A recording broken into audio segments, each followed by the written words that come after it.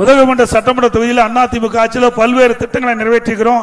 ஏன்னா வேண்டுமென்றே திட்டமிட்டு திராவிட முன்னேற்ற கழக தலைவர் இன்றைய முதலமைச்சர் தவறான தகவலை சொல்லிட்டு இருக்கார். அதிமுக ஆட்சியில் எந்த திட்டத்தை நிறைவேற்றல அப்படின்னு ஒரு பொய்யான செய்தியை வெளியிட்டிருக்கிறார். அதிமுக ஆட்சியில் இந்த உதகமண்டல சட்டமன்ற தொகுதியில் பல்வேறு திட்டங்களை நிறைவேற்றப்பட்டிருக்கிறோம். அதில் ஒரு சிலவற்றை அந்த நேரத்தில் குறிப்பிட விரும்புகிறேன்.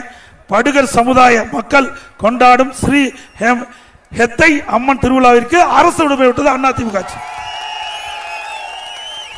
படுகர் சமுதாய மக்களை பழங்குடியினர் பட்டியலில் சேர்க்க மத்திய அரசிற்கு பரிந்துரை செய்யப்பட்டதும் அதிமுக ஆட்சியில். தொட்டப்பட்ட அருகே 3 கோடி மதிப்பீட்டில் புதிதாக தேயிலை பூங்கா அமைக்கப்பட்டது அதிமுக ஆட்சியில்.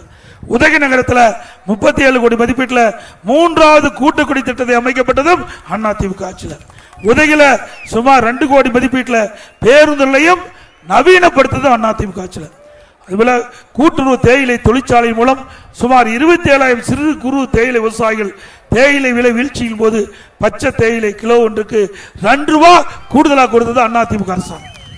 குடிசை மாற்று வாரியத்தின் மூலம் உதகை அருகே கேத்தி பிரகாசபுரம் பகுதியில் ரூபாய் 18 கோடி மதிப்பீட்டில் 172 வீடுகள் மற்றும் அவலாஞ்சி பகுதியில் 24 கோடி மதிப்பீட்டில் 180 வீடுகள் கட்டப்பட்டு அதிமுக ஆட்சியில் தான்.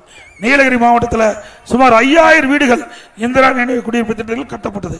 உதகையில் 14 கோடி மதிப்பீட்டில் பழங்குடியினர் பண்பாட்டு மையம் அமைக்கப்பட்டது. உதகையில் மிக பிரம்மாண்டமான கூடுதல் மாவட்ட கலெக்டர் அலுவலகம் 27 கோடியில் கட்டப்பட்டது. உதகையில் எஸ்பி அலுவலகம் அதிமுக ஆட்சியில் தான் கட்டப்பட்டது. கோட்டாட்சி அலுவலகம் அதிமுக ஆட்சியில் தான் கட்டப்பட்டது. எல்லாமே திமுக ஆட்சி வந்த பிறகு சிக்கர் ஒட்டி திறந்துதான் திமுக ஆட்சியுடைய சாதனை, வேற ஒன்றும் இல்லை.